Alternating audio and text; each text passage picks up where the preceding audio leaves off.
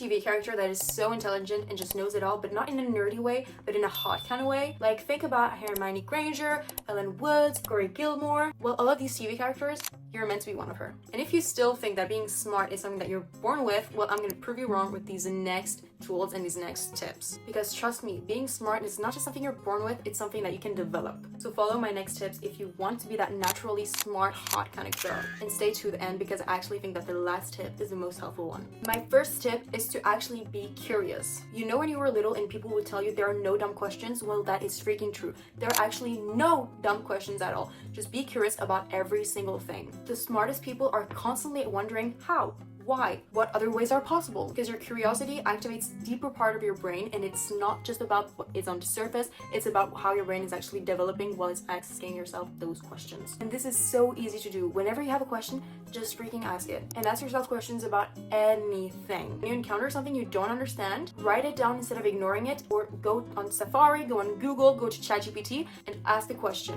And the coolest part about this is that often when you ask yourself one question, it leads to another one and then another one, and then you just learn about so much more than what you originally were wondering. So here, for example, when you see an airplane, ask yourself, how does it stay in the air? Leads to what is physics? Leads to what is energy? What kind of energy? How does it transfer energy? All of these kind of questions, and at first you might feel like a little child, but that's the important part about it. Learning sometimes feel like you're a little child, but you're not. It just proves that you're getting smarter and smarter. Now, next, we want to read factual books and deep books. I am all for reading romantic books, fantasy books, all the things that you love, but sometimes it's also really important to take in that factuality, because these books give you concentration and they give you knowledge. Plus, it goes so much deeper than just learning things off of social media and learning fun facts. For reading books builds up your vocabulary, comprehension, and critical thinking. So you can start by picking out non-fiction books that actually interest you, like for example, I don't know, maybe you want to learn more about psychology, maybe religion, science, history, or you can even go into neuroscience, anything that you see and you feel like, this looks interesting. I actually want to learn about this. And then while you're reading, highlight and take notes of everything that you learned and that you thought was interesting. And it was like,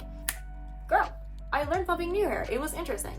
For example, me, I love reading anything Joe Dispenza. It's about neuroscience. And as you can see, I have lots of like little sticks in there, and I'm reading currently another one of his books. And I am just like only 100 pages in maybe. And I have so many like kind of sticky notes. Yeah. Lifesavers. And then each time you're done reading a chapter, summarize in your head or out loud what you learned. Even maybe go talk about it to your friend or your mom or your dad or your dog. Saying what you learned out loud will help you so much absorb even more of the knowledge and make sure that you actually understood what you just read. And also another point that I want to add under this is that even if you're just on social media, you know how sometimes we'd see a lot of text on social media and we'd just be like, oh, I'm not gonna read that. Force yourself to read it. Even if it's just a person telling their day or like get ready with me and they're just having a lot of text underneath. I don't know, whatever you find that has a lot of text and you're just like, usually I wouldn't read this, maybe start reading it so that you're actually learning and getting more vocabulary in, because those dumb little habits like those actually help on the long run. And this leads me on to the next point: surround yourself with smart people. I am not saying ditch all your friends if they're not smart enough, like be a good friend, but what I am saying is that we mirror the people that are around us. Being with smart, thoughtful, ambitious people will lead you to becoming one as well, and it will raise your level of conversation skills and of listening skills. And this could be as simple as just following smart people on social media that you respect for the way of their talking or how they think. You know, these people on social media that you see that just are so inspiring because they are so well educated, they know so many things, they speak so well, they just grab your attention like that. Those are the people you should follow. Or maybe you know friends of your parents in real life that are really smart and have achieved things that you want to achieve. Just talk to them as mentors. Maybe you can even like talk more to your teachers or something like that.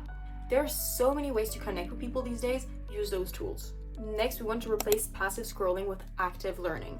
Social media overloads your brain with dopamine, but in very few times does it give you actual real knowledge. Instead, it just fills your brain with lots of information that it didn't need in the first place.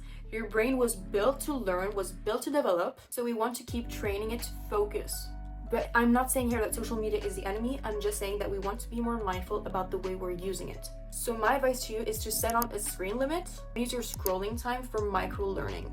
Use apps like Duolingo to learn a new language, read summaries, do flashcards, do some quizzes, and maybe you can even challenge your brain to have 1 hour of the day where you do no screens at all and just focus on something you want to learn. Maybe you want to read a book, maybe you want to study for school, anything. But when we are in that study mode, we want to study deeply and not just widely.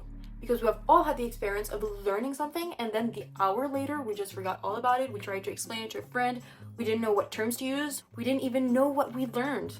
And this is no shame on you. We've all been there. Hell, everyone still has that sometimes. So this is why we want to focus on the core principles when we're learning and not just the wide facts. When you're learning, pick one subject. And again, be curious about that subject and learn about all of the things that you want to learn on the surface and go deeper each time. Deep breaths in, put on the white noise music, and zoom out of reality and go deep into the subject. And then when you're done, go teach it to a friend or a parent to make sure that the information sticks to your memory. Now, if you're someone that watches a lot of TV or just spends a lot of time watching TV shows and stuff like that, that's really fun, I understand it. But sometimes let's switch that up to watching documentaries and TED Talks. Because every single time you will learn something new from a documentary, it will stimulate your curiosity and it will build up that general intelligence, knowing a little bit about a lot of things, which is really cool sometimes too. And oh my god, in this society where there's so much brain rot, let's challenge our brains. Learn a new language, try learning one of those hard games like chess or poker, do puzzles and logic games, or maybe even math games like Sudoku. Get out of that comfort zone.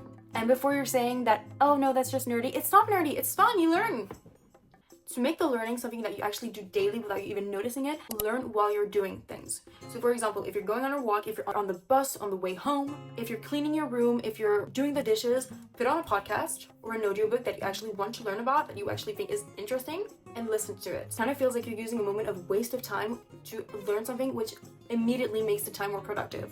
If that made any sense. And girl, tell yourself you're smart. Why are you there telling yourself, oh no, I'm too lazy, oh no, I'm dumb, oh no, I don't have the intelligence, I'm not born smart? Girl, your beliefs shape how you act. Think smart, act smart. Think you're dumb, you'll be dumb. And that's not just me being rude, it's neuroscience. When you will believe that you're capable of learning every single thing that you want, and that you can absorb knowledge, and that you're not dumb, and that you're not a waste of time, you will learn things and it will be fun and you will feel worth it. So start using little affirmations like, I can do this, I am smart, I am not tired, I am capable. You will feel so much more motivated. And if on top of that you celebrate your small wins, hey, I managed to stay concentrated for 15 minutes, which I never was used to do before. That's amazing. Hey, I learned something that was so interesting today and I actually managed to explain to someone else without having any breakthroughs throughout mid-sentence. Hey, I understand every single thing that person said. Those are small wins that need to be celebrated for you to actually want to keep on learning. Because girl, I believe in you. You can do it. Now my last habit and my last tip that I swear by is amazing. It will make you want to learn so bad. Act like a fictional character that you admire. Think someone like Hermione Granger, Rory Gilmore, Elle Woods. Pick one smart character from a TV show or maybe someone that's even exists in real life and ask yourself, how would that person act? Right now I feel lazy, I feel like I don't want to learn. But how would Hermione Granger act in the situation? Would she give up? Would she say I'm just lazy? Or would she continue because she knows she has potential?